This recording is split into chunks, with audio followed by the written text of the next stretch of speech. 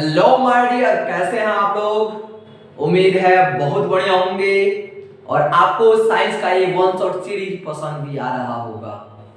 स्वागत है आपका एक बार फिर से साइंस के इस वन शॉट प्रहार में। और आज जो चैप्टर हम लोग कवर करने वाले हैं वो काफी इंपॉर्टेंट चैप्टर है, स्टडी के दृष्टिकोण से भी और एग्जाम के दृष्टिकोण से भी।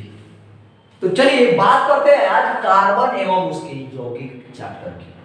बहुत ही इंपॉर्टेंट चैप्टर है और बहुत ही जटिल चैप्टर है बच्चों के लिए, लेकिन आपके लिए ही एकदम बच्चा जैसा खेल होगा अगर आप इस पूरा वीडियो को देखते हैं तो चलिए बिना देरी किए हुए शुरू करते हैं वीडियो।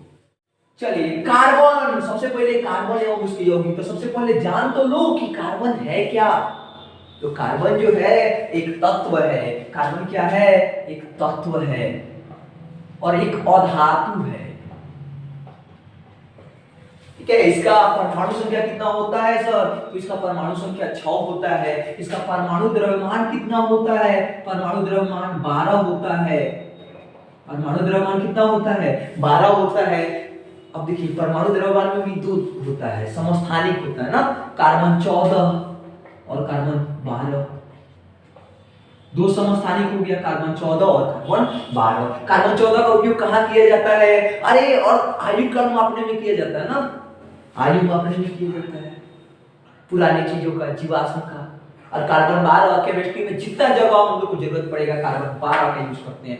कहीं भी कोई भी क्वेश्चन है कार्बन 12 ही लेते हैं। ठीक है, चलिए तो कार्बन का इलेक्ट्रॉनिक विन्यास कैसे लिखेंगे? अरे याद करो, sp_d सबसे पहले 1s2, फिर 2s2, फिर 2p2। कितने हुए? 6। 1s2, 2s2, 2p2, क्योंकि 6 परमाणु संख्या है तो 6 इलेक्ट्रॉन का संख्या भी होगा, यानी 2 4 6। अब देखिए यहाँ पर अंतिम कोष में कितने इलेक्ट्रॉन हैं जी? 4 है। 4 है तो क्या बनाएंगे? सहसंयोजक बंध बनाएंगे। सहसंयोजक बंध बनाएंगे, इसका मतलब है कि इसकी संयोजकता कितनी हो गई? 4 हो गई। इसकी संयोजकता कितनी हो गई? 4 हो गई। अब इस कार्बन के भी कई अपरूप होते हैं, जैसे कि हीरा, ग्रेफाइट, एक और अपरूप होता है फुलेरिन, इसको कार्बन 60 कहा जाता है। अभी बताएंगे इसके बारे में। सबसे पहले बात करते हैं हीरा के बारे में। हीरा क्या होता है? प्रत्येक कार्बन परमाणु 4 अन्य कार्बन परमाणु से जुड़ा रहता है। जैसे मान लीजिए अभी कार्बन हो गया, अब क्या होगा? इससे 4 कार्बन परमाणु जुड़ा रहेगा। कितने कार्बन परमाणु जुड़े रहेंगे? 4। फिर इस कार्बन परमाणु से भी कितने कार्बन परमाणु जुड़े रहेंगे जी? 4 कार्बन परमाणु जुड़े रहेंगे। कितने? 4 कार्बन परमाणु। फिर इस कार्बन परमाणु से भी 4 जुड़े रहेंगे, इससे भी 4। इस प्रकार ये जो है फैलता जाता है।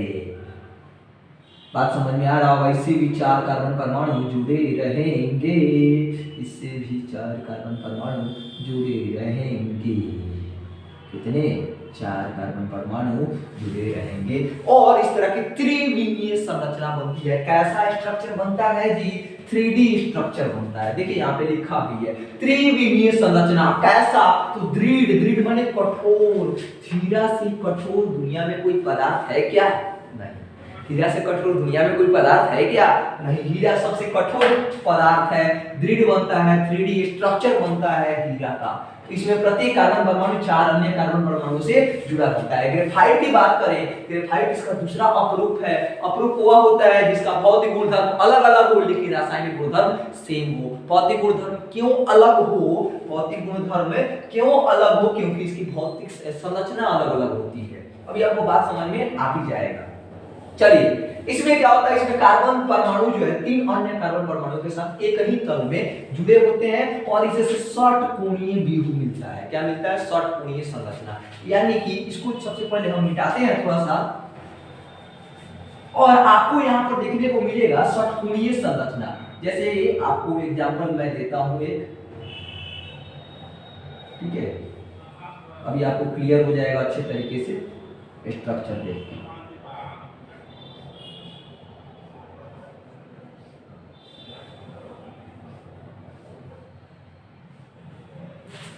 बात बुझा रहा है? देखिए यहाँ पे कितने परत हैं? दो परत है। इसके ठीक नीचे एक ऐसी ही परत होगी, ठीक उसके नीचे परत, उसके नीचे परत, यानी ये एक दूसरे की परत बनाते हैं, षटकोणीय परत बनाते हैं। कैसा? षटकोणीय परत बनाते हैं। अब षटकोणीय परत, एक परत ऊपर, एक परत नीचे, एक परत नीचे। देखिए ये परत जो है आपस में फिसलते रहते हैं। क्या रहते हैं? फिसलते रहते हैं। जब परत आपस में फिसलते रहेंगे, इसका मतलब है कि एक बहुत क्या होंगे, बहुत ज्यादा कठोर नहीं होंगे, ये कोमल होते हैं। ग्रेफाइट ज्यादा कठोर नहीं होते हैं। प्रति कार्बन परमाणु 3 अन्य कार्बन परमाणु से जुड़ा रहता है, जबकि हीरा में 4 कार्बन परमाणु से जुड़ा रहेगा। अब देखिए हीरा और ग्रेफाइट, इन दोनों में क्या समानताएं हैं? तो भौतिक गुणधर्म अलग होता है। कोई पूछेगा क्यों, तो बता दीजिएगा कि इनकी संरचना अलग अलग होती है। एक की संरचना 2D, इसकी संरचना 2D, इसकी संरचना 3D, इसमें षटकोणीय है, इसमें 3D बन रहा है चतुष्फलकीय। इसके रासायनिक गुणधर्म लेकिन क्या होंगे? सेम होंगे। ऐसे पदार्थों को ही ना अपरूप कहा जाता है जिनके भौतिक गुणधर्म अलग अलग हो लेकिन रासायनिक गुणधर्म सेम हो, वैसे पदार्थों को ही अपरूप कहते हैं। क्या कहते हैं? अपरूप कहते हैं। चलिए अब आप सोच रहे होंगे इतने सारे कार्बनिक यौगिक हैं, इतने सारे कार्बनिक यौगिक टोटल केमिस्ट्री में उस अब इतना बड़ा, इतना यौगिक बनने का कारण क्या है? इतना यौगिक बनने का कारण है सबसे पहला चतुस्संयोजकता, इसकी संयोजकता का 4 होना। ठीक है, सबसे पहला कारण चतुस्संयोजकता, इसकी संयोजकता का 4 होना। ध्यान में रखना कार्बन की संयोजकता कितनी होती है, कमेंट बॉक्स में लिख दो। श्रृंखला गुण, श्रृंखला गुण क्या होता है? आपस में बंध बना लेता है। नहीं, कार्बन कार्बन के साथ बॉन्ड बना लेता है, कार्बन कार्बन के साथ बॉन्ड बना लेता है। कार्बन किसी और के साथ तो बनाता ही है, लेकिन अपने साथ भी बॉन्ड बना लेता है, यही इसका गुण है। और लंबी श्रृंखला बना लेता है, लंबी श्रृंखला। ठीक है, carbon carbon carbon carbon carbon लंबी श्रृंखला बना लेता है, इसी को कहते हैं श्रृंखला गुण। इंग्लिश में कहते हैं कैटेनेशन प्रॉपर्टी। ये केवल वर्ग 14 के तत्वों में ही पाई जाती है। कार्बन में सबसे ज्यादा पाई जाती है, सिलिकॉन में उससे कम, उसके नीचे जर्मेनियम में जाएगा उससे कम। अब यार ना जैसे सिलिका होता है SiO2, तो देखिएगा तो इसमें भी हर एक सिलिकॉन ऑक्सीजन से फिर सिलिकॉन, फिर इधर ऑक्सीजन, फिर सिलिकॉन, ऐसे बढ़ते जाता है। नीचे भी ऐसे ही आता है ऑक्सीजन फिर सिलिकॉन। नहीं, तो इन सब में श्रृंखला गुण पाया जाता है, लेकिन सबसे ज्यादा श्रृंखला गुण कार्बन में पाया जाता है। बात समझ में आ गया होगा। चलिए बात कर लेते हैं कि कार्बन हमारे आसपास कहां उपस्थित है। तो बात करें सबसे पहले भू प्रॉपर्टी में। तो भू प्रॉपर्टी में किस रूप में उपस्थित है? खनिजों में उपस्थित है। किस रूप में उपस्थित है? खनिजों रूप में उपस्थित है, कार्बोनेटों के रूप में, बाइकार्बोनेट के रूप में। तो ये 0.02% उपस्थित है। कितना? 0.02%। और वायुमंडल में कितना है जी? वायुमंडल में CO2 के फॉर्म में है, सबसे पहला बात। और CO2 कितना उपस्थित है? 0.03%। ध्यान में रहेगा। चलिए आप पर हमको भरोसा है, इसलिए कह रहे हैं कि ध्यान में रखिएगा इसको। एग्जाम में 100% है, दोनों में से एक क्वेश्चन आना ही है। ठीक है, चलिए कार्बनिक रसायन का इतिहास की बात कर लेते हैं। कैसे आया कार्बनिक रसायन? तो सबसे पहले देखें तो सबसे पहले एक साइंटिस्ट है लेमरी, पूरा नाम था निकोलस लेमरी। उन्होंने रासायनिक पदार्थ को 3 भागों में बांटा। अब आप पूछोगे कौन कौन से सर? तो देखो यहाँ पे लिखा भी हुआ है। सबसे पहला खनिज पदार्थ, दूसरी का वनस्पति पदार्थ और तीसरी का जंतु पदार्थ। ठीक है, खनिज पदार्थ क्या हुआ? तो वह पदार्थ, वह रासायनिक पदार्थ जो खनिजों से प्राप्त होता है उसको खनिज पदार्थ कहा गया। अभी पिछले चैप्टर में हम लोग बहुत सारे खनिजों की बात की है, नहीं? जैसे कि सोना हो गया, जैसे कि चांदी हो गया, जैसे कि लोहा हो गया, जैसे कि खड़िया हो गया, जैसे कि नमक हो गया। सभी के सभी क्या कहलाते हैं जी? खनिज कहलाते हैं। सभी के सभी क्या कहलाते हैं? खनिज कहलाते हैं। वनस्पति पदार्थ क्या होता है? तो वह पदार्थ जो पेड़ पौधों से प्राप्त होता है, वनस्पतियों से प्राप्त होता है, उसको क्या कहते हैं? वनस्पति पदार्थ कहते हैं। जैसे कि रबर हो गया, जैसे कि कपूर हो गया, जैसे कि गोंद हो गया, जैसे कि चीनी हो गया। ये सभी पदार्थ क्या है? वनस्पति पदार्थ है। क्यों? क्योंकि ये वनस्पति से प्राप्त होते हैं। अच्छा बात कर लेते हैं जंतु पदार्थ। वे पदार्थ जो जंतुओं से प्राप्त होते हैं, जैसे कि जिलेटिन हो गया, जैसे कि एल्बुमिन हो गया, ये सभी प्रोटीन है। चलिए इसके बाद बात करते हैं कि एक और वर्गीकरण है। इसमें 2 भागों में बांटा गया, एक कार्बनिक पदार्थ और एक अकार्बनिक पदार्थ। यहाँ पर भी रासायनिक पदार्थ का ही बात किया गया है, यहाँ पर भी कार्बनिक रसायन को ही बांटा गया है। ठीक है, एक कार्बनिक और एक अकार्बनिक। कार्बनिक में किसको रखा गया? चीनी को, और किसको? यूरिया को, और किसको? कपूर को, और किसको? गोंद, रबर, इनको ये सभी क्या है? कार्बनिक पदार्थ। अकार्बनिक पदार्थ नमक, खनिज, कॉपर सल्फेट, चूना, ये सभी क्या है? अकार्बनिक पदार्थ है।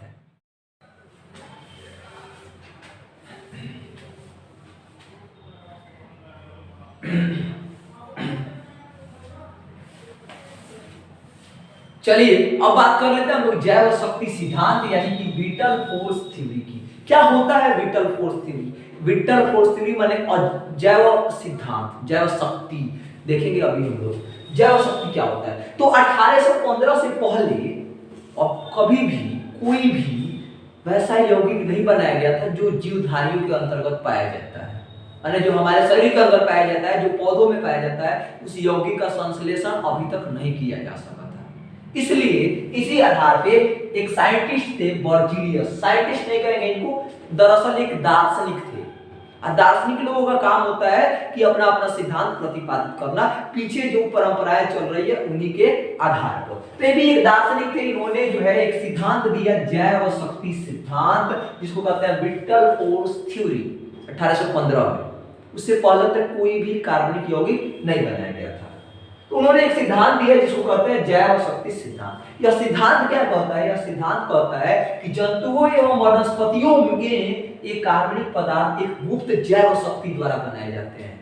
ध्यान दे रहे हैं, यहाँ पे एक लिखा है गुप्त जैव शक्ति, माने छुपी हुई जैव शक्ति द्वारा बनाया जाता है। चूंकि ये जैव शक्ति प्रयोगशाला में उपलब्ध नहीं कराया जा सकता, इसलिए इसे प्रयोगशाला में नहीं बनाया जा सकता है, यानी कार्बनिक यौगिकों को प्रयोगशाला में बनाया ही नहीं जा सकता है। इन्होंने एक सिद्धांत दे दिया, ठीक है, लेकिन यह ज्यादा दिनों तक यह सिद्धांत मान्य नहीं हो पाया। क्यों? क्योंकि 1828 ईस्वी में जस्ट इसके 13 साल बाद एक साइंटिस्ट है जिनका नाम था बोहलर।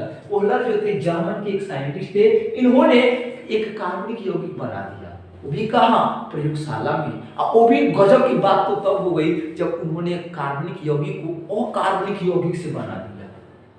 अरे अकार्बनिक यौगिक से बना दिया, अच्छा। अकार्बनिक यौगिक था कौन? Ammonia cyanate. गजब का यौगिक है, जिससे जो है कार्बनिक यौगिक बन गया। सब लोग बहुत चक्कर हो गया पूरा तरह से कि कैसे इससे यूरिया बना दिए। यूरिया क्या था? कार्बनिक यौगिक था। ये बना दिया अमोनिया साइनेट को, गरम खाली कर दिए, इसी से कार्बनिक यौगिक बन गया।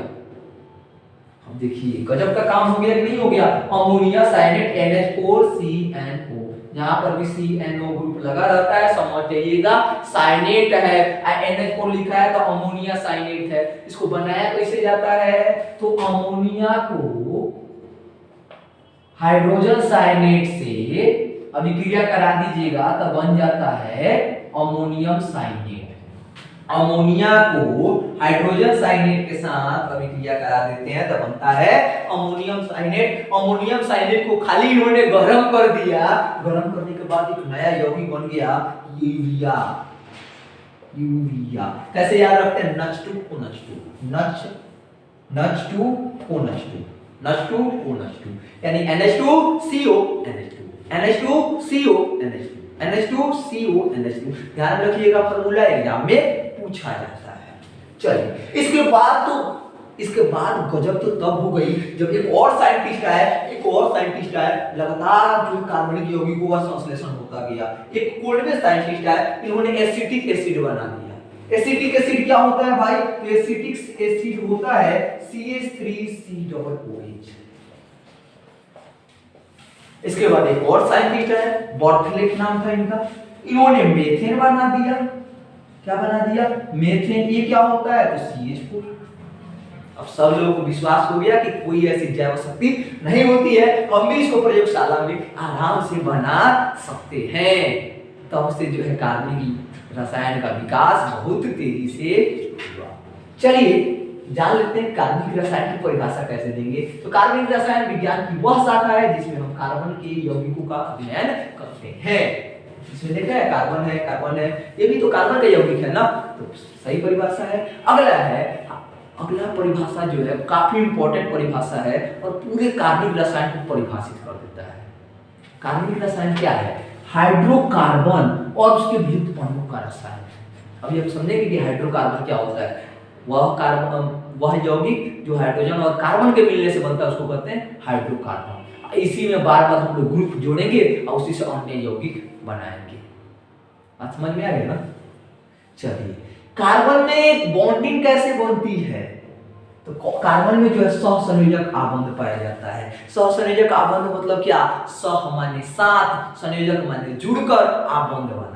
हम और तुम साथ मिलकर आबंध बनाए तो कहते हैं सहसंयोजक आबंध। हम और तुम साथ मिलकर आबंध बनाए तो कहते हैं सहसंयोजक आबंध। अगर हमने एक इलेक्ट्रॉन दिया, तुमने एक इलेक्ट्रॉन दिया, तो इसको कहते हैं एकल आबंध। क्या कहते हैं? एकल आबंध। आपको पता है कि कार्बन के पास 4 इलेक्ट्रॉन अंतिम कोश में, तो 8 पूरा करने के लिए उसको कितने चाहिए? 4 चाहिए। कितने बंध बना सकता है अधिकतर?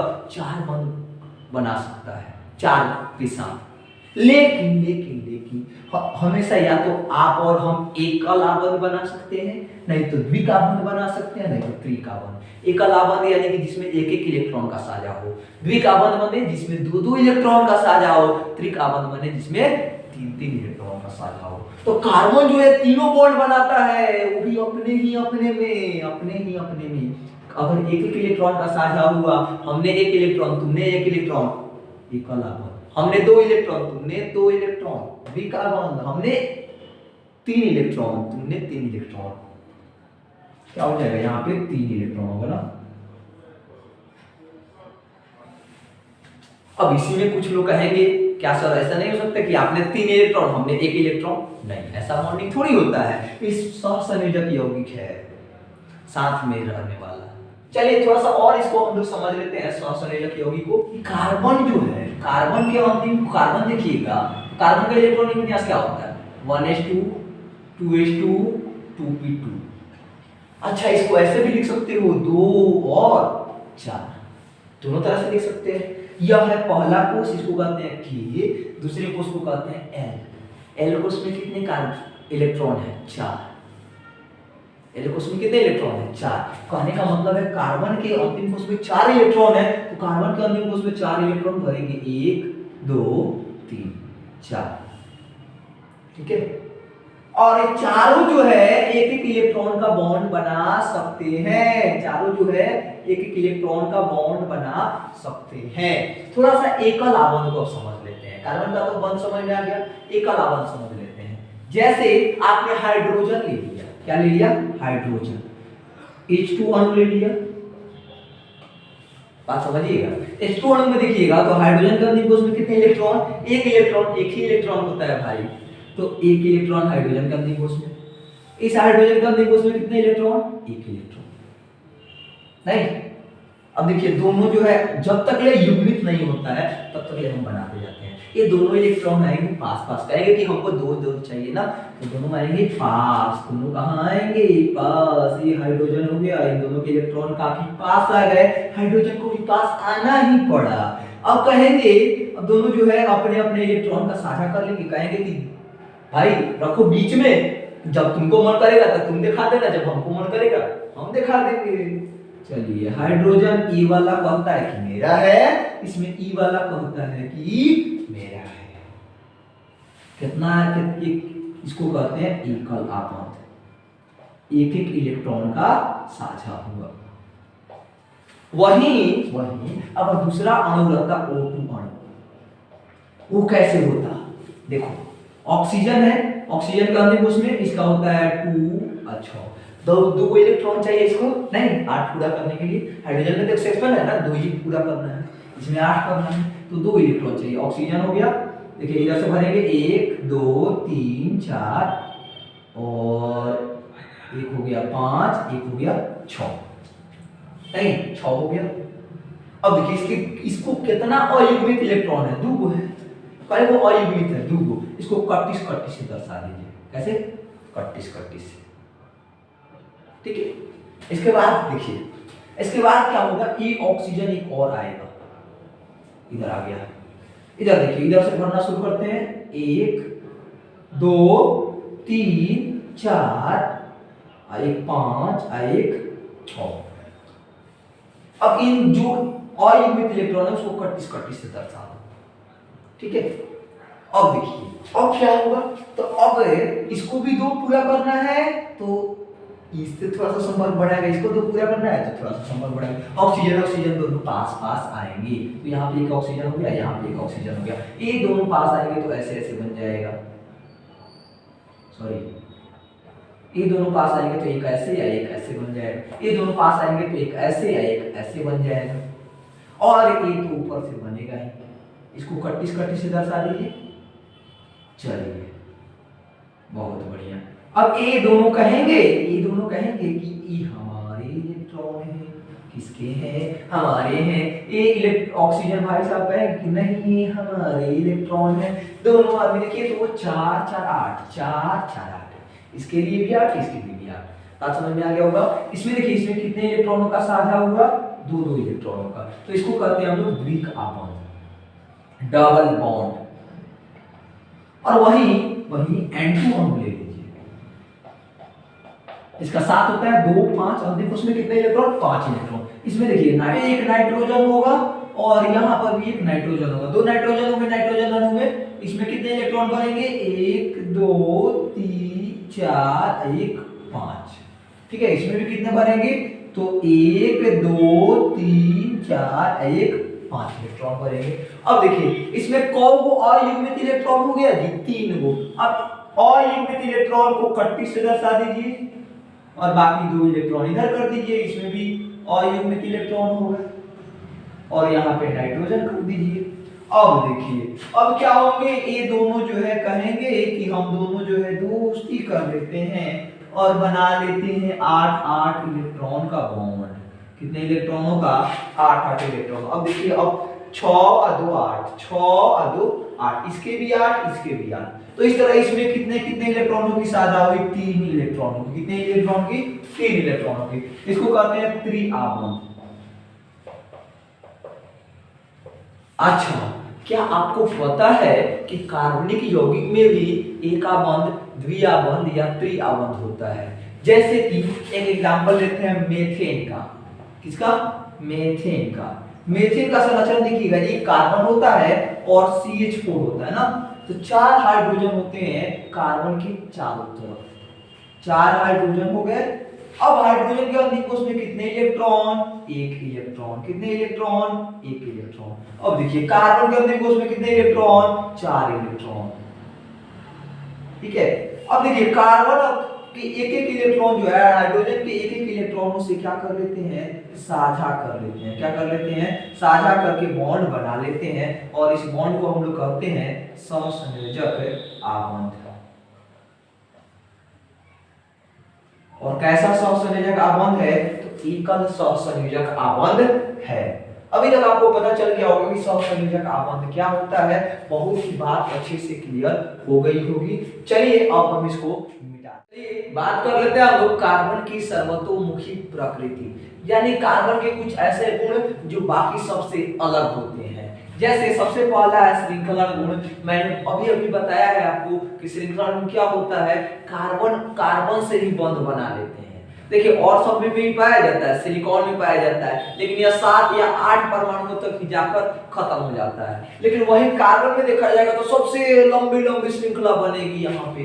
तो कार्बन एक दूसरे के परमाणुओं के साथ आबंध बनाने की अद्वितीय क्षमता होती है, जिससे बड़ी संख्या में अणु बनते हैं। इस गुण को हम क्या कहते हैं, श्रृंखलन गुण कहते हैं। और देखिए एक श्रृंखलाएं जो है या तो लंबी श्रृंखला के रूप में बन सकती है, नहीं तो शाखाओं के रूप में या तलवलर के रूप में। देखिए एक हो सकता है कि कार्बन से जुड़ा है। चलिए ऐसे बनते गया। अब बाकी साइड में क्या जुड़ा हुआ है, हाइड्रोजन जुड़ा हुआ है। बाकी साइड में हाइड्रोजन जुड़ा हुआ है। कहीं भी साइड में कार्बन जुड़ा है क्या, नहीं। एक ही पंक्ति में सारे के सारे कार्बन जुड़े हुए हैं, तो इसको कहते हैं सीधी श्रृंखला। क्या कहते हैं, सीधी श्रृंखला। ठीक है। इसमें एक ही पंक्ति में सारे कार्बन जुड़े हुए हैं, ऐसी श्रृंखला को कहते हैं सीधी श्रृंखला। दूसरा बात किया हमने शाखित श्रृंखला की। शाखित श्रृंखला क्या होता है, जैसे मान लीजिए carbon carbon carbon carbon carbon, यहाँ से 2 कार्बन निकल गए, ठीक है। यहाँ पे अब हाइड्रोजन लगेंगे 3, यहाँ पे भी 2 हाइड्रोजन लगेंगे, यहाँ पे 1 हाइड्रोजन लगेगा, यहाँ पे डबल हाइड्रोजन, यहाँ पे डबल हाइड्रोजन। बात आप लोग समझ रहे हैं। अब यहाँ पर देखिएगा, तो यहाँ पर या तो आप यह श्रृंखला ले सकते हैं और नहीं तो यह श्रृंखला लेंगे। अगर यह श्रृंखला ले लेते हैं तब भी 5 कार्बन, यह श्रृंखला लीजिएगा तब भी 5 कार्बन, इधर से जाइएगा तो भी 5 कार्बन, 1 2 3 4 5, ऐसे 1 2 3 4 5, तब भी 5 कार्बन का ही श्रृंखला मिल रहा है। लेकिन देखिए तो क्या इसमें से कार्बन का लटका हुआ है ना, एक शाखा लटकी हुई है कि नहीं लटकी हुई है, लटकी हुई है ना। इसका मतलब है कि यह कौन सी श्रृंखला है, शाखित श्रृंखला है। ध्यान रखिए कौन सी श्रृंखला है, शाखित श्रृंखला है। ऊपर वाली कौन सी श्रृंखला है, सीधी श्रृंखला है। और तीसरा हमने कहा वलय में व्यवस्थित होते हैं। वलय वाला श्रृंखला देख लीजिए, जैसे मान लीजिए कार्बन है, यहाँ से एक कार्बन जुड़ गया, यहाँ से एक कार्बन जुड़ गया, यहाँ से एक कार्बन, यहाँ से एक कार्बन और यहाँ से एक कार्बन। अब देखिए ये टोटल बॉन्ड स्ट्रक्चर बना ले रहा है कि नहीं बना ले रहा है। जब भी बहुभुज जैसा स्ट्रक्चर बन जाएगा ना, समझ जाना क्या है, समझ जाइएगा कि ये वलय श्रृंखला है। कैसी श्रृंखला है, वलय श्रृंखला है। 4 कार्बन होगी। अच्छा वही एक और स्ट्रक्चर देख लीजिए, आप बेंजीन का स्ट्रक्चर देख लीजिए एक, जैसे यहाँ पे सिंगल बॉन्ड, यहाँ पे डबल बॉन्ड, यहाँ पे सिंगल बॉन्ड, यहाँ पे double bond, sorry double bond, यहाँ पे सिंगल बॉन्ड, यहाँ पे डबल बॉन्ड। एक किसकी संरचना है, बेंजीन की संरचना। इसमें भी देखिए कार्बन कार्बन श्रृंखला क्या है, बंध संरचना है कि नहीं है, बंध संरचना। इसका मतलब है कि वलय श्रृंखला है। कैसी श्रृंखला है, वलय श्रृंखला है। बात आपको समझ में आ गई होगी कि 3 तरह की श्रृंखलाएं हो सकती है, सीधी श्रृंखला, शाखित श्रृंखला, वलय श्रृंखला। क्या वलय वलय श्रृंखला में शाखित श्रृंखला नहीं हो सकती है? हो सकती है। क्यों नहीं हो सकती है? यहाँ से हम मान लीजिए कि यहाँ पर हम क्या करें, एक कार्बन जोड़ दें, ये क्या हो गई, शाखित श्रृंखला हो गई। बात क्लियर ना। चलिए तो आपको लंबी सीधी श्रृंखला, लंबी श्रृंखला, शाखित श्रृंखला और वलय श्रृंखला अच्छे से समझ में आ गई। इसी को लंबी श्रृंखला भी कह सकते हैं, कोई दिक्कत नहीं है। चलिए अब बात करते हैं हम लोग कि संतृप्त यौगिक क्या होता है, असंतृप्त यौगिक क्या होता है। अगर कार्बन कार्बन के बीच एकल आबंध पाया जा रहा है तो संतृप्त यौगिक है। जैसे इसमें संतृप्त यौगिक है, यह भी संतृप्त यौगिक है, यह भी संतृप्त यौगिक है, लेकिन यह संतृप्त यौगिक नहीं, क्योंकि इसके बीच में द्विआबंध भी है। बात आपको क्लियर होगा। चलिए चतुसंयोजक प्रकृति, आपको पता है कि कार्बन की संयोजकता कितनी होती है, 4 होती है। 4 परमाणुओं से यह आबंध बना सकता है। जैसे कि इसमें देखिएगा तो इसमें भी 4 परमाणुओं से आबंध बना हुआ है, 3 हाइड्रोजन और 1 कार्बन से। इसमें देखिएगा 2 कार्बन और 2 हाइड्रोजन से, इसमें भी 2 कार्बन 2 हाइड्रोजन से। क्लियर ना। तो 4 परमाणुओं के साथ बंध बना सकता है, इसी को कहते हैं चतुसंयोजकता। अच्छा समचतुष्फलकीय प्रकृति, ये क्या होता है, तो ये समझने वाली बात है। जैसे कि आप सबसे पहले 1874 ईस्वी में लीबेर और वान ट हॉफ ने मेथेन की संरचना का अध्ययन किया।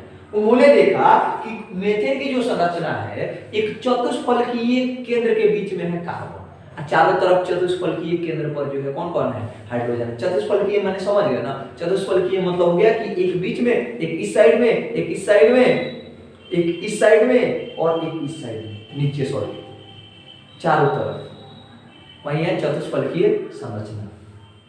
ठीक है, जैसे यह देख रहे हैं, यह समझ लीजिए कि एक अंदर के तरफ गया है, एक बाहर के तरफ, एक इस साइड और एक ऊपर के तरफ। आप समझ गए ना, एक अंदर, एक बाहर, एक इस साइड और एक ऊपर की तरफ। इसी को कहते हैं चतुष्फलकीय संरचना। उन्होंने क्या पाया, उन्होंने पाया कि सबसे पहला कि कार्बन और हाइड्रोजन के बीच, सॉरी यहाँ पे हाइड्रोजन होगा ना,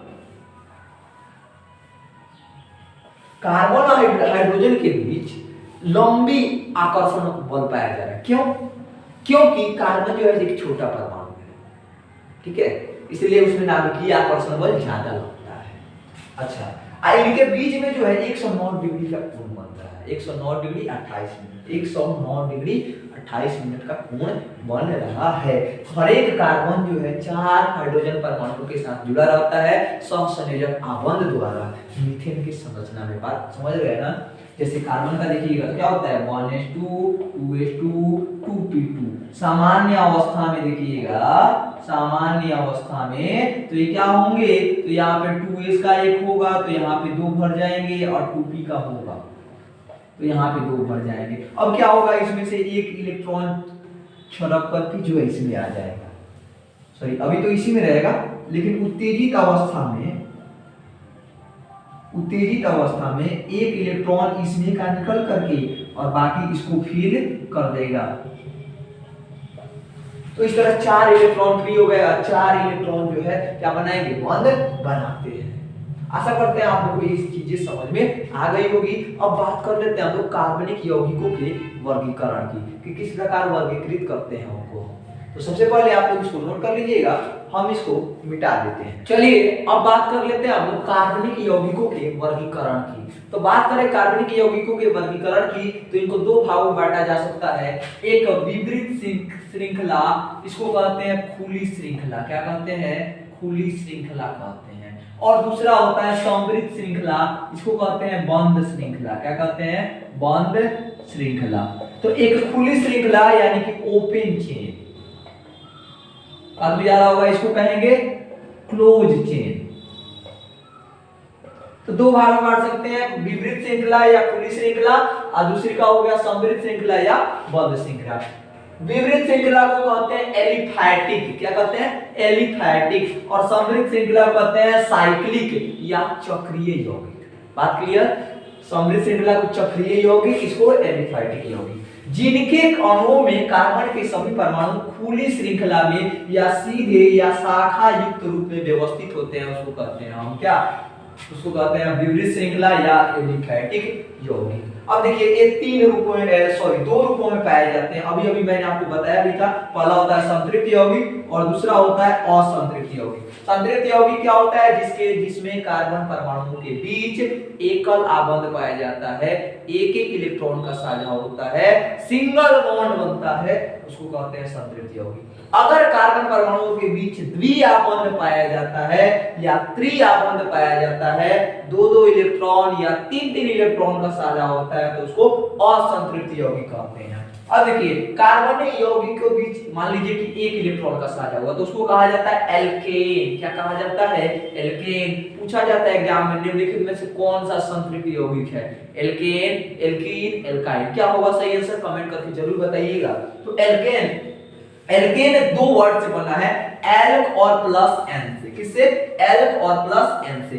एन मींस हो गया single bond, ane means single bond, single bond का जो है मात्रात्मक रूप है एन, ठीक है, और इसी से बनता है एल्केन। एल का मतलब हो गया number of carbon, number of carbon in main chain, माने मुख्य श्रृंखला। अगर मान लीजिए शाखा युक्त है तो, अगर शाखा युक्त नहीं है तो टोटल मुख्य श्रृंखला हुई, नहीं तो मुख्य श्रृंखला में कार्बन की संख्या को ही क्या कहा जाता है, एल्क कहा जाता है। Elk means number of carbon, elk means number of carbon in main chain, elk means number of carbon in main chain, N means single bond. अच्छा अब बात करते हैं असंतृप्त यौगिक। असंतृप्त यौगिक को आप 2 भागों में बांट सकते हैं, एल्कीन और एल्काइन। एल्कीन वह होता है जिसमें द्विआबंध पाया जाता है, क्या पाया जाता है, द्विआबंध पाया जाता है। एल्काइन वह होता है जिसमें त्रिआबंध पाया जाता है। ध्यान में रखिएगा, एकल आबंध पाया जा रहा है एल्कीन, द्विआबंध पाया जा रहा है एल्कीन, त्रिआबंध पाया जा रहा है एल्काइन। एल्कीन 2 वर्ड से मिलकर बना है, एल्क और plus ene, ane means single double bond, ene means single bond double bond, और एल का मतलब क्या हो गया अभी अभी मैंने बताया, बताओ जल्दी, number of carbon in main chain, number of carbon in main chain. अच्छा एल्काइन, एल्काइन भी 2 वर्ड से मिलकर बना है, एल और प्लस आई।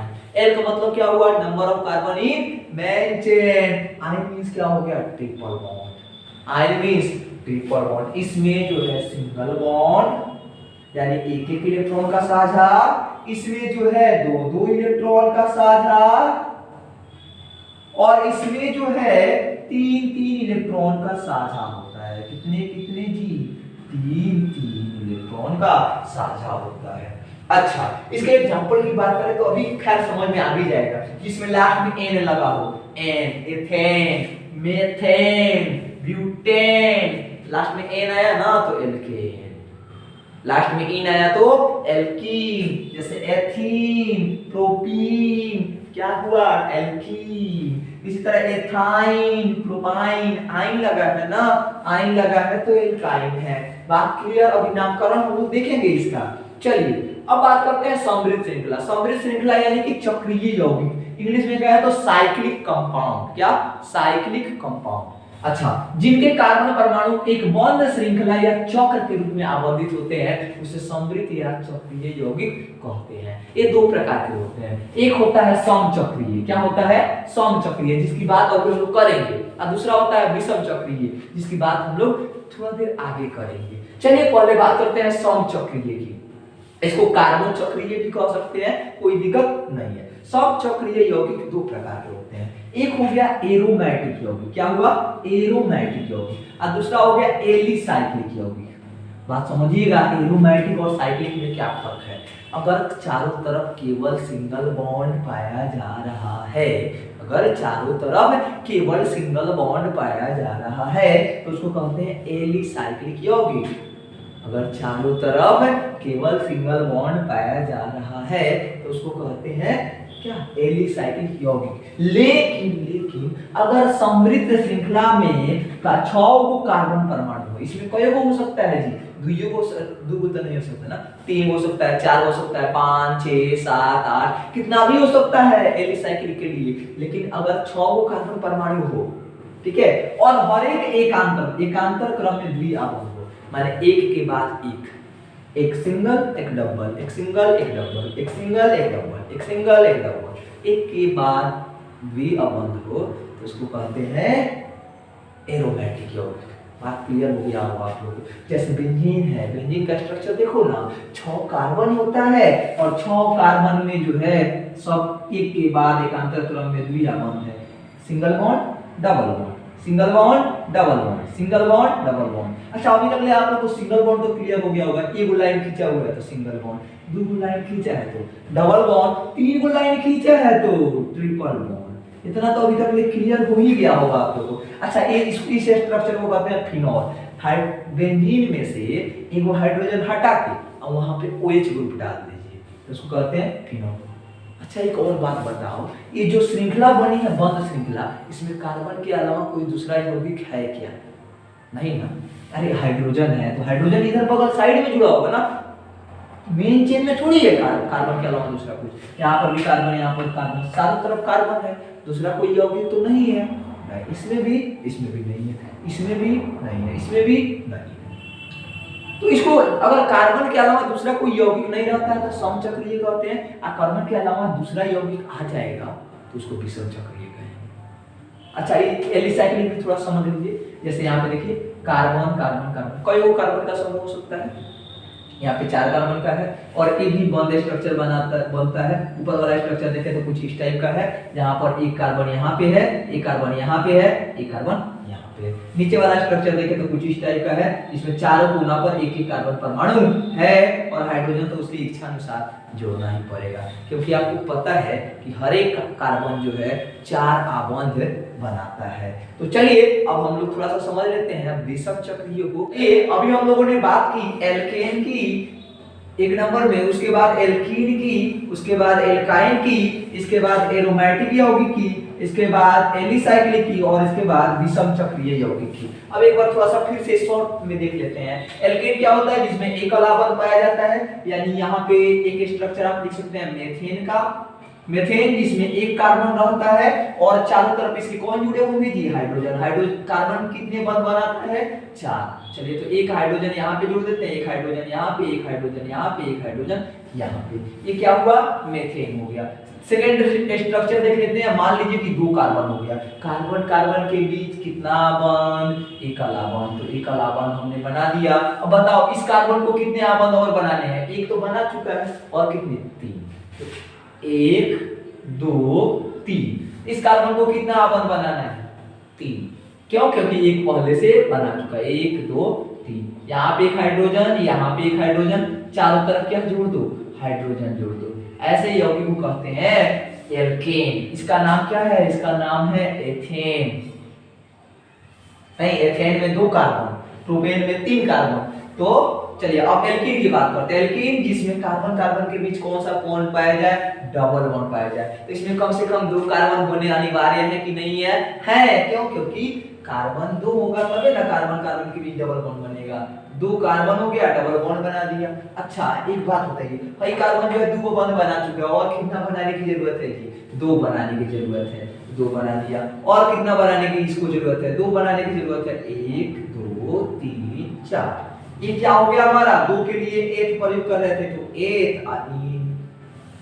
चलिए एक और एग्जांपल देखते हैं। मान लीजिए कि 3 कार्बन, कितने कार्बन, 3। इसमें कहीं भी डबल बॉन्ड एक लगा दो और बाकी सिंगल बॉन्ड। अच्छा अब बताइए, अब इस कार्बन को कितना बॉन्ड बनाएगा, 2 बनाया ना, तो और कितना बनाएगा, 2 बनाएगा, 1 2। अच्छा हई कार्बन कितना बनाएगा, हई वाला 2 को इधर बनाया, 1 को इधर बनाया, 3 को बना लिया तो ये और बनाएगा।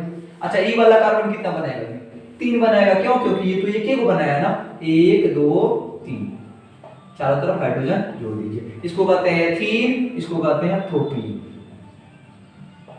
बात क्लियर हो रहा होगा आप लोगों को। एल्काइन देखिए, इसमें कार्बन कार्बन के बीच कौन सा बॉन्ड, त्रिआबन, कार्बन कार्बन के बीच त्रिआबन। अब 3 बॉन्ड बना लिया है, एक और बनाने की जरूरत है तो 1 बना दीजिए। इसको कितना बनाने की जरूरत है, 1।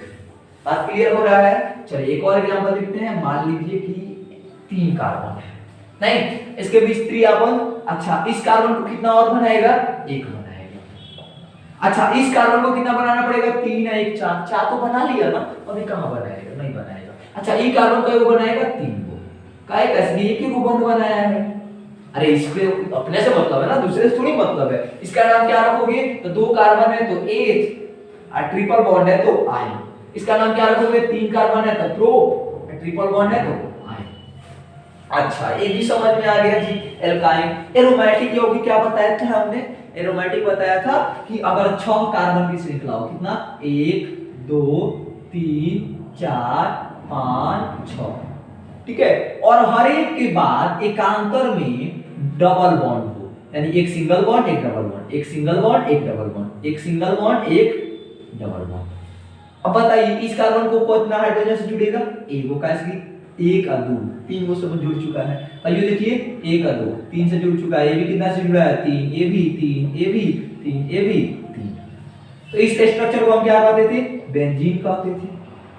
अच्छा वही सर आपने क्या किया, इसमें से कोई किसी कार्बन में से एक हाइड्रोजन निकाल के वो एक समूह जोड़ दिया, उसको फिनॉल कहते थे। जैसे कि यहाँ पे मान लीजिए कार्बन है, यहाँ पे हाइड्रोजन है, यहाँ पे सिंगल बॉन्ड, यहाँ पे डबल बॉन्ड, और यहाँ पे CH, यहाँ पे CH, यहाँ पे CH, और यहाँ पे, अब बताइए यहाँ पे होगा डबल बॉन्ड, यहाँ पे सिंगल बॉन्ड, यहाँ पे डबल बॉन्ड। अब यहाँ पे जैसे हाइड्रोजन हटा के यहाँ पे OH जोड़ दिया, तो इसको हम क्या कहते थे, इसको हम फिनॉल कहते थे। अच्छा यही OH के जगह पर आपने यहाँ पर OH के जगह पर CH3 जोड़ दिया रहता तो उसको फिनाइल कहते, वहीं NH2 जोड़ दिया रहता तो एनिलीन कहते। कुछ भी जोड़ सकते हैं ना। एलिसाइक्लिक क्या बताया था हमने, तो कितना वो कार्बन रहे उसमें कोई सा बॉन्ड रहे, बस बॉन्ड होना चाहिए। जैसे यहाँ पे देखिए 1 कार्बन 2 कार्बन 3, तीनों जो है आपस में बंद होने चाहिए। अब बताइए ये कार्बन कितना बंद बनाया, तो एक ये बनाया, एक ये बनाया, दो और हाइड्रोजन जुड़ेगा। एक कार्बन का बनाया 1 2, कई और जुड़ेगा 2। एक कार्बन कितना बनाया जी, 2 बनाया, तो कई और हाइड्रोजन जुड़ेगा 2। अच्छा इसका नाम क्या देते थे, देंगे, तो इसका नाम देंगे देखिए साइक्लिक रूप में ना, तो साइक्लो, कई वो कार्बन है 3 को के लिए क्या लिखते थे, प्रो, साइक्लोप्रोपेन लिखते थे। नहीं वैसे ही 4 कार्बन का मान लीजिए है, 1 कार्बन 2 कार्बन 3 कार्बन 4 कार्बन, नहीं इन सबके बीच सिंगल बॉन्ड है, सब में मान लीजिए हाइड्रोजन जुड़ा हुआ है, 2 बॉन्ड बना चुका है। इसका नाम, इसको ये भी क्या हुआ, साइक्लिक यौगिक हुआ। इसको क्या कहेंगे, साइक्लो। 4 कार्बन है तो ब्यूटेन। यहाँ पे चाहे तो डबल बॉन्ड भी लगा सकते हैं।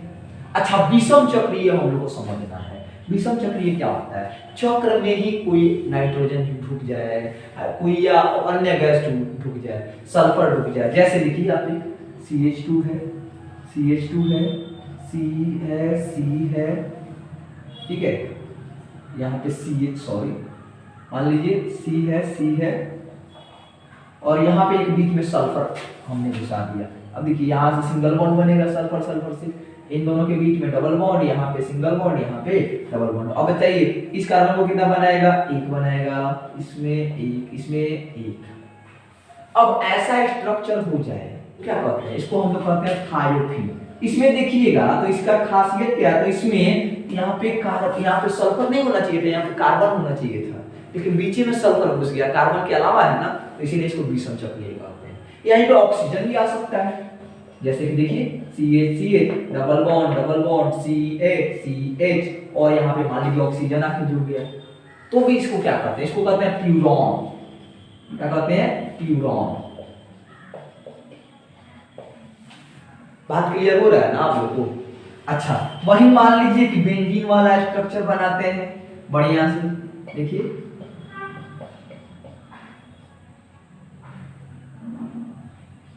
बेंजीन वाला स्ट्रक्चर बना देते हैं। यहाँ पे डबल बॉन्ड होगा, यहाँ पे क्या होगा, सिंगल बॉन्ड होगा, यहाँ पे क्या होगा, डबल बॉन्ड होगा, यहाँ पे नाइट्रोजन जोड़ दिया हमने। अब इसका क्या नाम देंगे, तो इसका नाम देते हैं पीरिडीन। क्या कहते हैं इसको, पीरिडीन कहते हैं। देखिए देखने में सब सेम है, बेंजीन जैसा है, लेकिन बस यहाँ पे नाइट्रोजन हो गया है कार्बन की जगह। यहाँ पे क्या होना चाहिए था, नाइट्रोजन होना चाहिए था, इसलिए इसको कहते हैं विषम चक्रीय यौगिक। यह दोनों जो है समचक्रीय यौगिक और यह जो है संतृप्त, ये दोनों जो है असंतृप्त यौगिक। बात आपको क्लियर हो गया होगा। चलिए अब बात करते हैं हम लोग IUPAC नामकरण और साधारण नाम की। तो सबसे पहले आप इसको नोट कर लीजिएगा। चलिए अब हम लोग बात कर लेते हैं हाइड्रोकार्बन के नामकरण की। सबसे पहले हाइड्रोकार्बन होता क्या है, तो कार्बन और हाइड्रोजन से बने यौगिक को हाइड्रोकार्बन कहते हैं। जिसमें केवल कार्बन और हाइड्रोजन हो उसी को क्या कहते हैं, हाइड्रोकार्बन कहते हैं। इसका नामकरण करने वाला जो है एक संस्था है IUPAC। IUPAC का फुल फॉर्म क्या होता है, international union of pure and applied chemistry. International union of pure and applied chemistry, IUPAC। अच्छा, अब देखिए इसके लिए जो है सबसे पहले ग्रीक नंबर दिया गया। कुछ ग्रीक नंबर है, जैसे 1 के लिए मेथ दिया गया है, 2 के लिए एथ है, 3 के लिए प्रोप है, 4 के लिए ब्यूट है।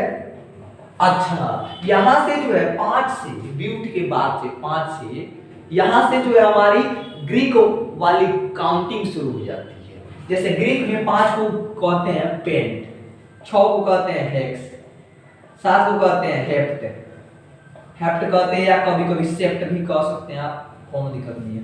8 के लिए ऑक्ट लगाते हैं, 9 के लिए नोन लगाते हैं और 10 के लिए डेक लगाते हैं।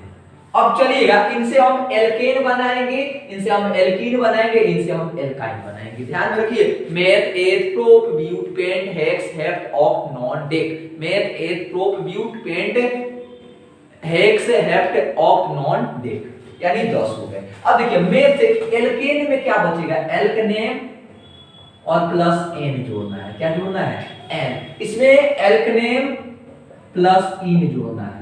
एल्केन को पैराफिन भी कहते हैं, एल्कीन को ओल्डफिन भी कहते हैं। इसमें क्या करना है, एल्कनेम और प्लस आइन जोड़ देना है। अब ध्यान से सुनिएगा, ध्यान से सुनिए, ध्यान से।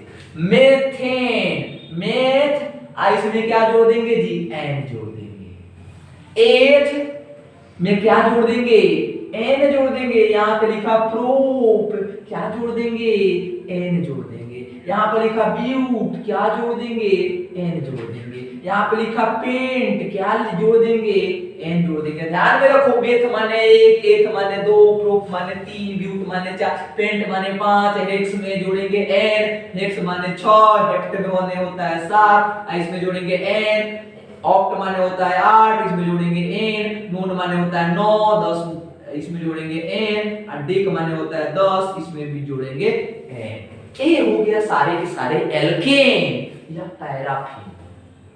ठीक है, अब बात करते हैं एल्कीन की। अच्छा एक बात बताओ, एल्केन में तो हाइड्रोजन के साथ सिंगल बॉन्ड बना लेता है, कोनो दिक्कत नहीं है, सिंगल कार्बन हो सकता है। एल्कीन में हो सकता है क्या, नहीं हो सकता है, क्योंकि हाइड्रोजन के साथ बना ही नहीं सकता।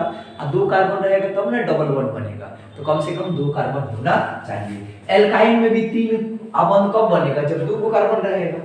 अच्छा, तो इसका मतलब है कि मेथीन मेथाइन नहीं बन सकता है। इसमें देखिए एथ बनेगा, एथ माने 2 कार्बन, यहाँ पे जोड़ेंगे ई, यहाँ पे देखिए ane ane ane ane ane ane ane ane ane में जोड़ेंगे इन इन इन इन इन। आप भी हमारे साथ साड़ी कंप्लीट कीजिए तो यहाँ पे बन जाएगा ब्यूटीन, यहाँ पे बन जाएगा पेंटीन।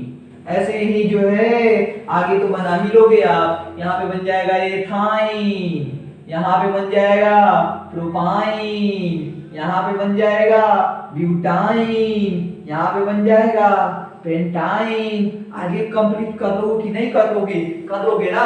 चलिए अब हम थोड़ा सा इन सब का स्ट्रक्चर बनाना भी सीख जाए तब ना अच्छा रहेगा। जैसे मीथेन का कैसे बनेगा, एथेन का कैसे बनेगा, कितने तरह के स्ट्रक्चर होते हैं, सबकी बात करते हैं। सबसे पहले आप लोग इसको नोट कर लीजिएगा, आप बढ़िया से थोड़ा सा रिवाइज कर लीजिए।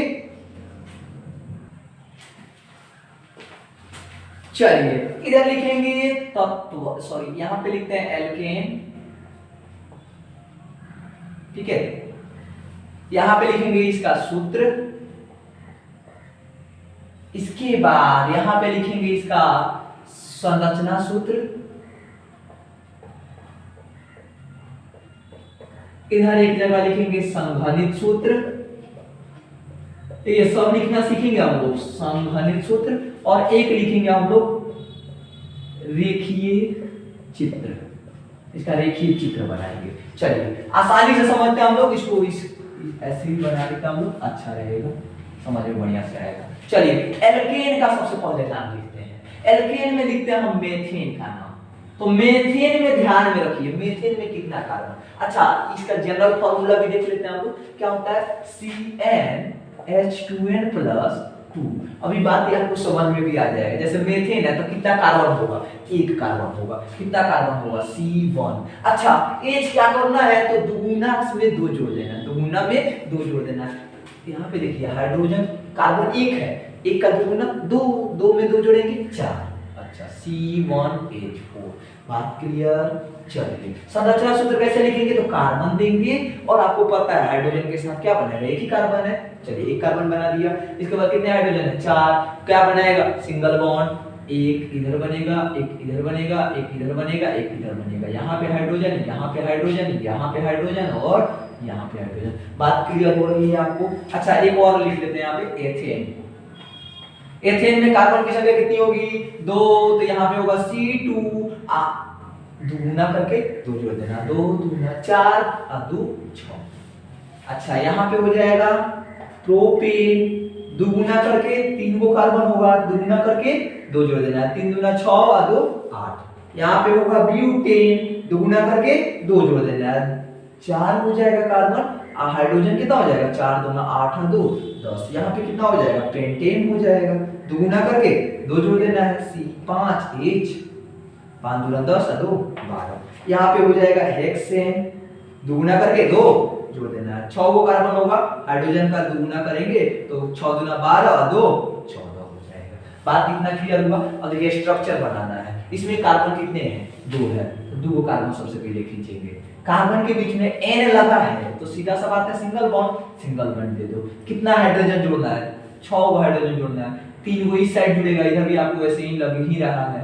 यहाँ पे ऐसे ऐसे ऐसे ऐसे, या हो गया संरचना सूत्र। इसका बनाओ तो कैसे बनाएंगे, 3 कार्बन सबसे पहले लिखेंगे, 1 2 3, तीनों के बीच में सिंगल बॉन्ड, 1 2 3। यहाँ पे देखो कितना बॉन्ड बनाया है, 1 गो बॉन्ड बनाया है कार्बन, 1 गो बनाया तो और कई गो बनाएगा, 3 गो बना दो। यहाँ पे कितना जोड़ दो, 3 गो हाइड्रोजन जोड़ दिया।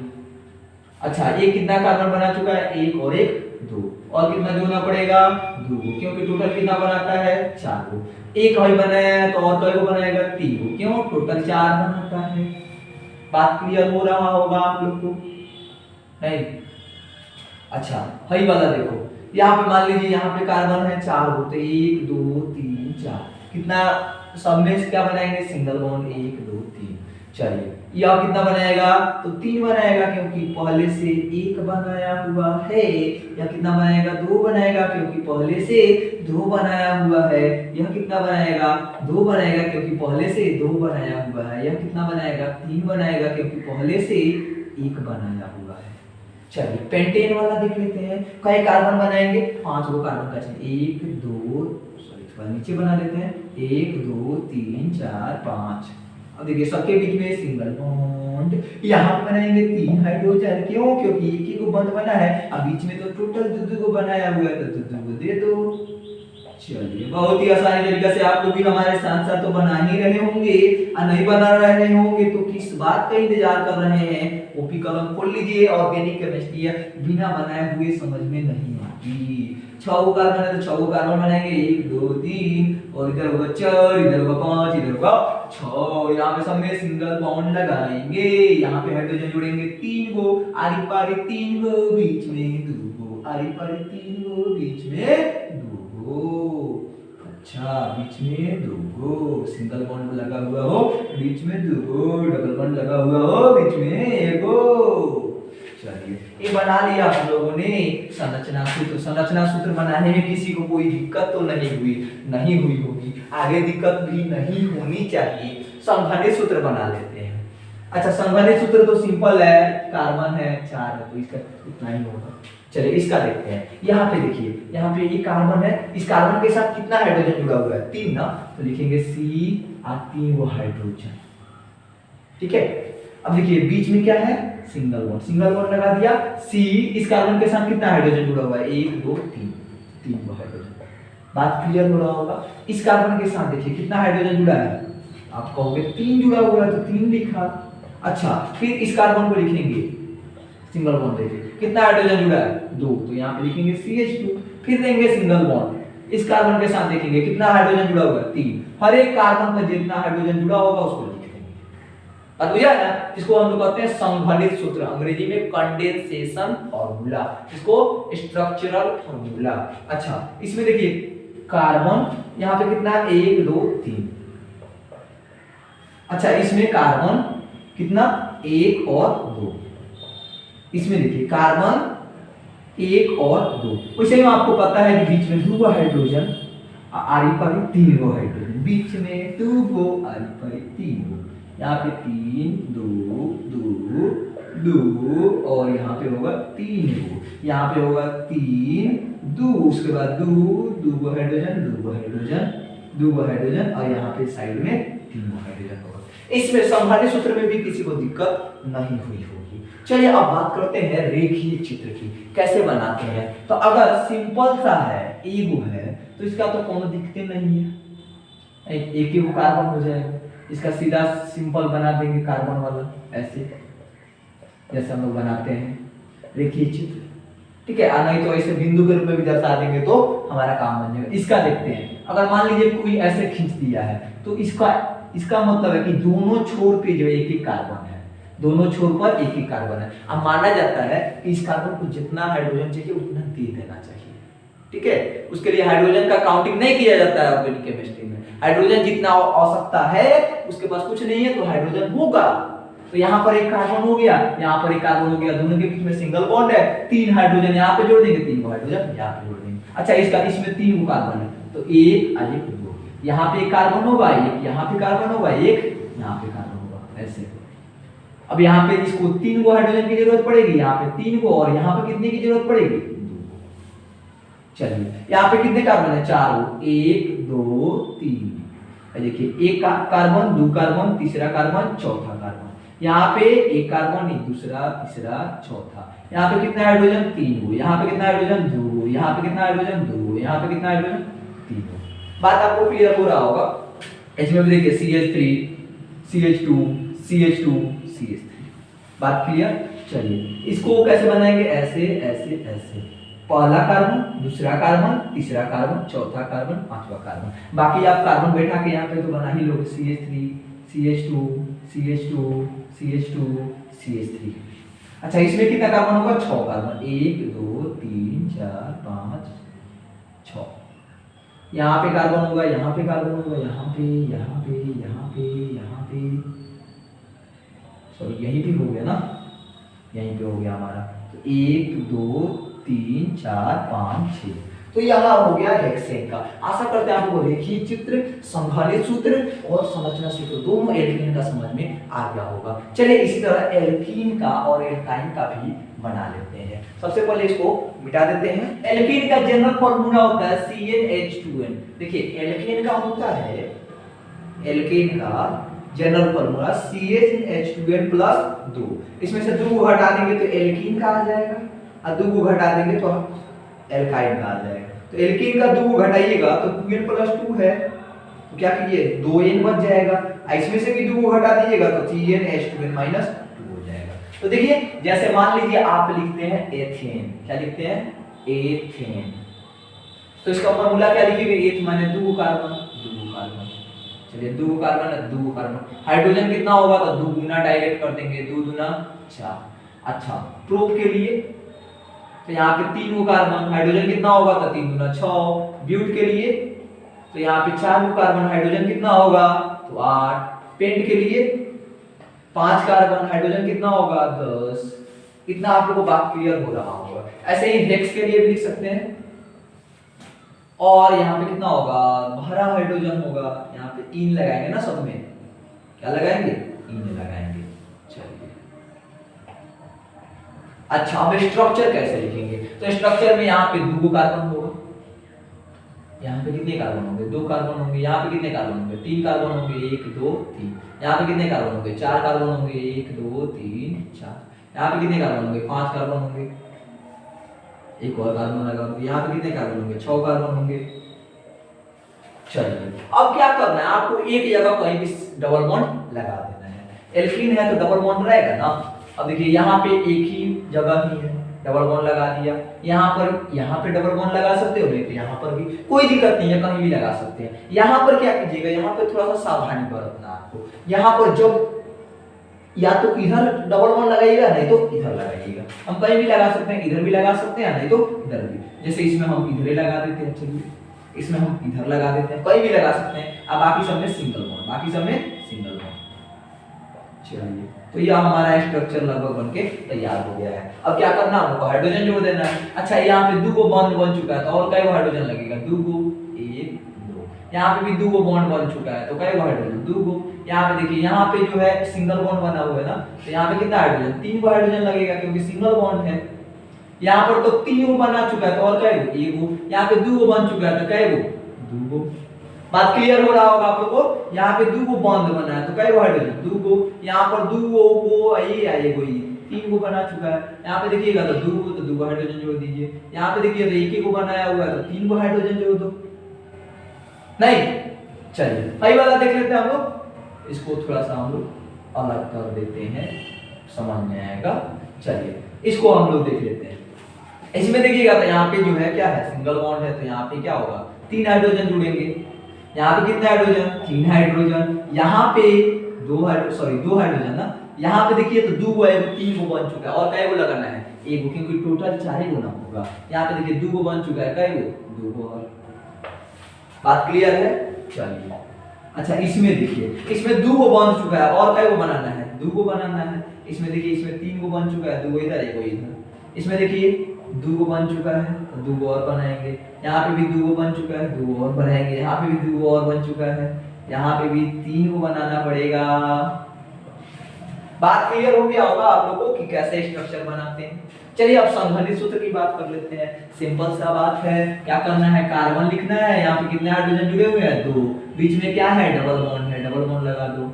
CH2 है, C फिर H2 है।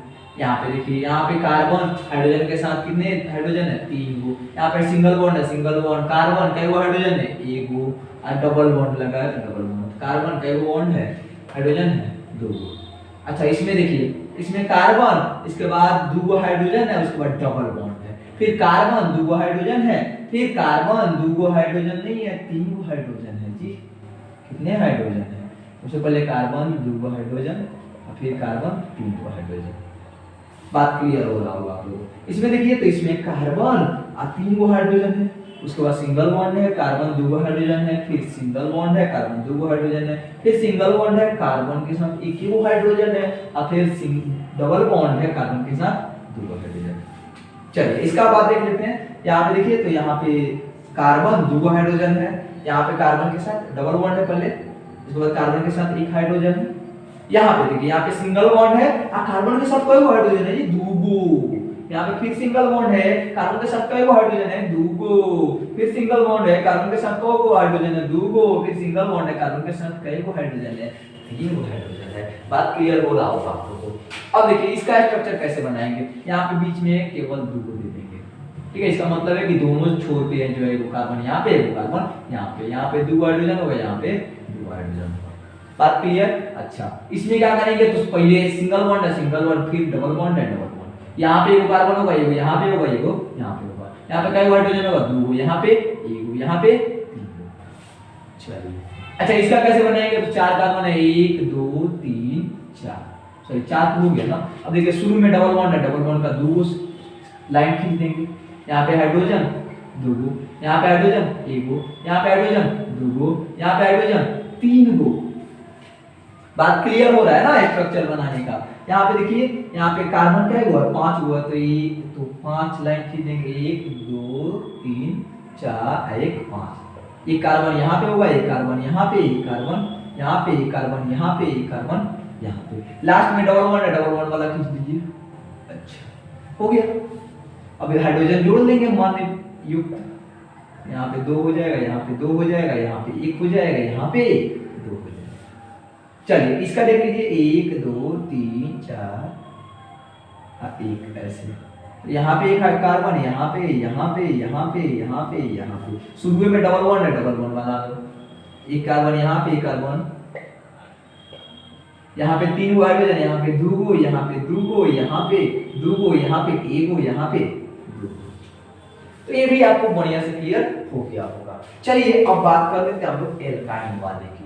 बेटा एल्काइन वाला में क्या हो जाएगा, सबसे पहले इथाइन आएगा, ETH इसमें जुड़ जाएगा, आयन। कैसे लिखेंगे फार्मूला, इसका जनरल फार्मूला होता है CnH2n-2, CnH2n-2। दो गुना करके दो घटा देना है। देखिए कार्बन दो गो, दो का दो गुना चार, चार में से दो घटाओगे दो, हाइड्रोजन में कितना दो। चलिए प्रोपाइन का देखते हैं, ऐसे ही हम लोग ब्यूटाइन का देखते हैं, ऐसे ही हम लोग पेंटाइन का देखते हैं। देखिएगा ध्यान से, यहाँ पे कितना होगा, तीन कार्बन होगा, यहाँ पे चार कार्बन, यहाँ पे कितने कार्बन, पांच कार्बन। यहाँ पे हाइड्रोजन कितने होंगे, तीन दूना छह में से दो घटाएंगे चार। यहाँ पे हाइड्रोजन कितना होंगे, चार में से चार दूना आठ, आठ में से दो घटाएंगे छह। यहाँ पे हाइड्रोजन कितने होंगे, पांच दूना दस, दस में से दो घटाएंगे आठ हो जाएगा। चलिए हम लोग सूत्र लिखना तो सीख गए। अब चलते हैं संरचना सूत्र बात कर लेते हैं। संरचना सूत्र कैसे लिखते हैं, कार्बन लिखेंगे दो कार्बन, अब बीच में लगाएंगे ट्रिपल बॉन्ड। यहाँ पे तीन गो कार्बन है तो तीन गो कार्बन लिखिए। यहाँ पे चार कार्बन, एक दो तीन चार। यहाँ पे पांच कार्बन, एक दो तीन चार पांच। कहीं भी ट्रिपल बॉन्ड लगा दीजिए, लेकिन शुरू ध्यान में रखिएगा, शुरू में ही लगाना है या तो लास्ट में लगाना है। यहीं पे लगा देते हैं, इसका वाला यहाँ पे लगा देते हैं। अब बाकी जगह सिंगल बॉन्ड, बाकी जगह सिंगल बॉन्ड। चलिए इतना हो गया। अब क्या करना है, हाइड्रोजन जोड़ देना है। यहाँ पे तीन गो बंद बन चुका है, एक और हाइड्रोजन जुड़ेगा, यहाँ पर एक और जुड़ेगा। यहाँ पे कितना जुड़ेगा, एक गो। यहाँ पे देखिए तीन है, एक चार गो बन चुका है। यहाँ पे कितना जुड़ेगा, तो तीन गो जुड़ेगा ना, क्योंकि एक ही बंद बनाया हुआ है। इसमें देखिए, इसमें जो है तीन गो बन चुका है, एक और जुड़ेगा। यहाँ पे क्या जुड़ेगा जी, चार गो बन चुका है। यहाँ पे कितना जुड़ेगा, दो गो। यहाँ पे कितना जुड़ेगा, तीन गो। यहाँ पे देखिए तीन गो बन चुका है, एक और जोड़ना पड़ेगा। यहाँ पे चार गो बन चुका है, यहाँ पे कितना बन चुका है, दो गो। यहाँ पे कितना बन चुका है, दो गो।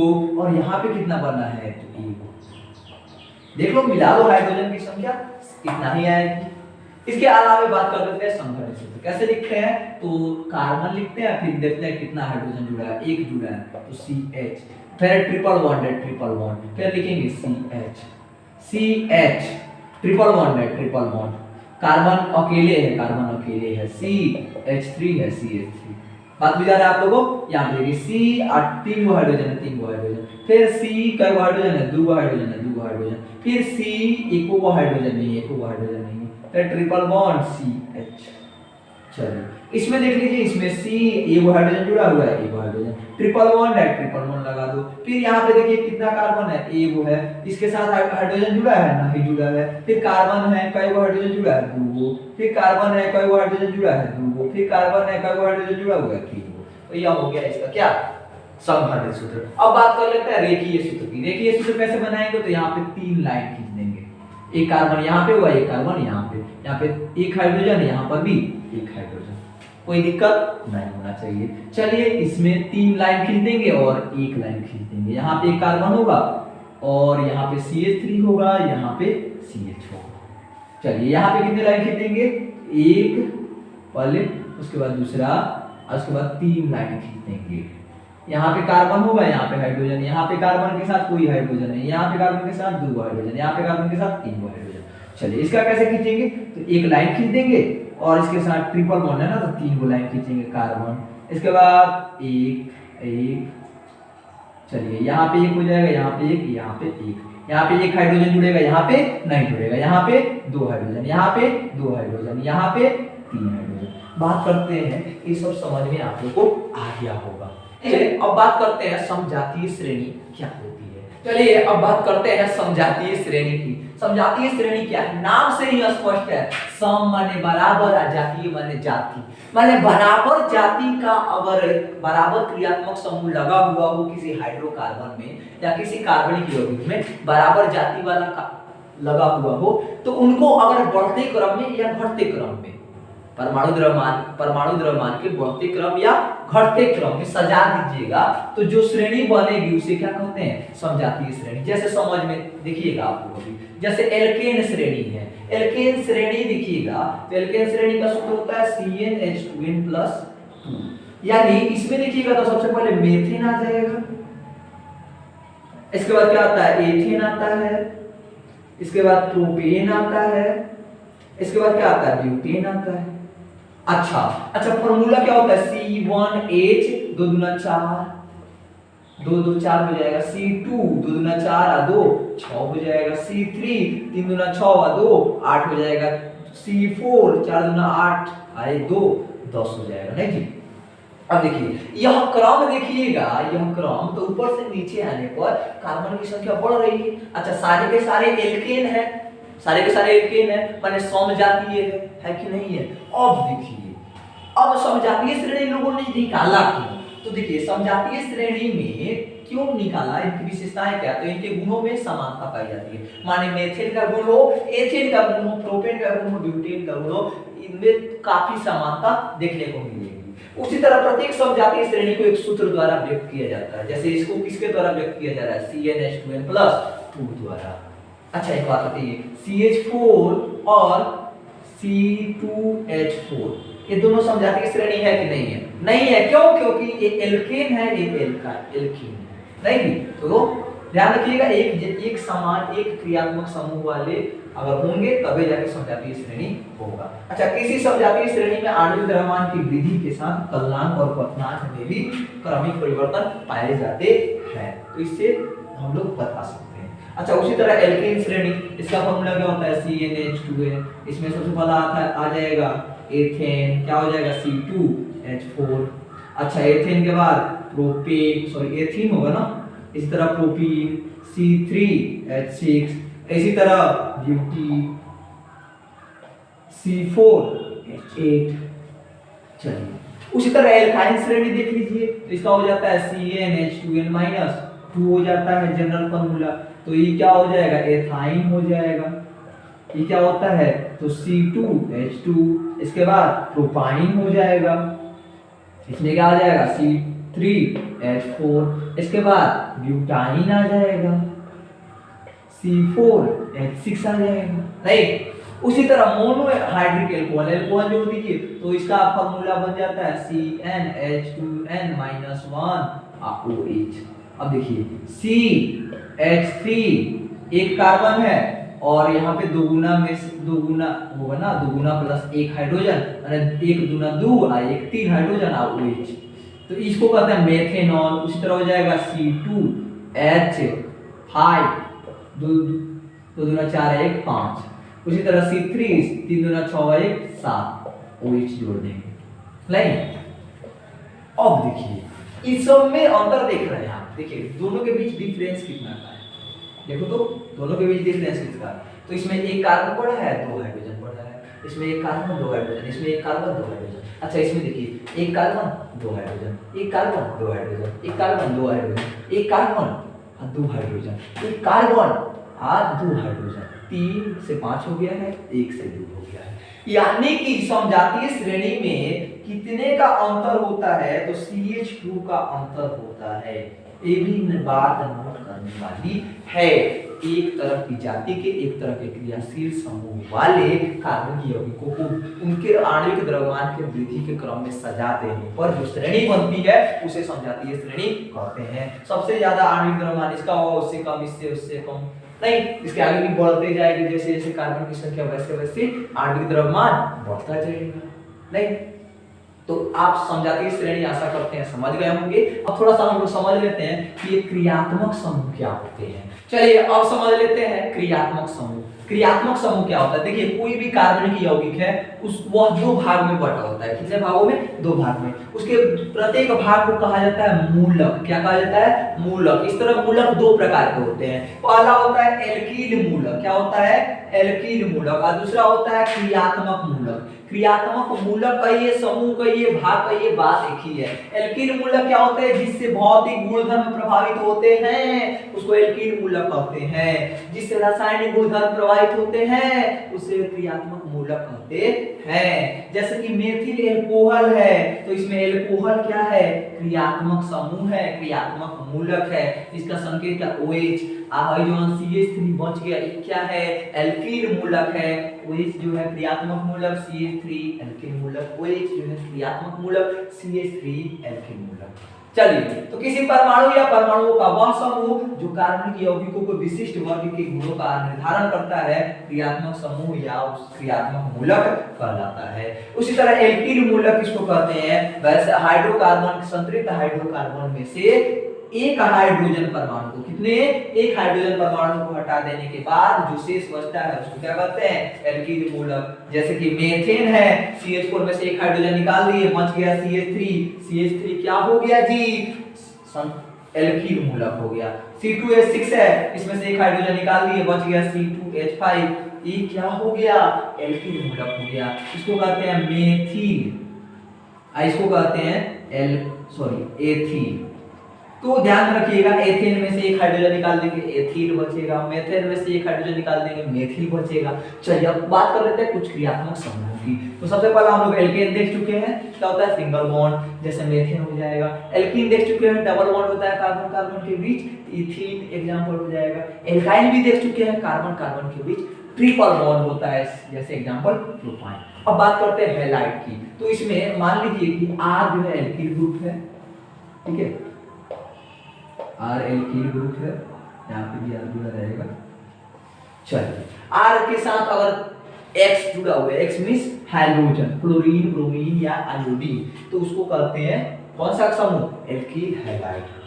वहीं आप OH समूह जुड़ा हुआ है R के साथ, जैसे CH3OH, इसको कहते हैं मेथेनॉल या मेथिल एल्कोहल। क्या कहते हैं इसको, मेथिल एल्कोहल कहते हैं।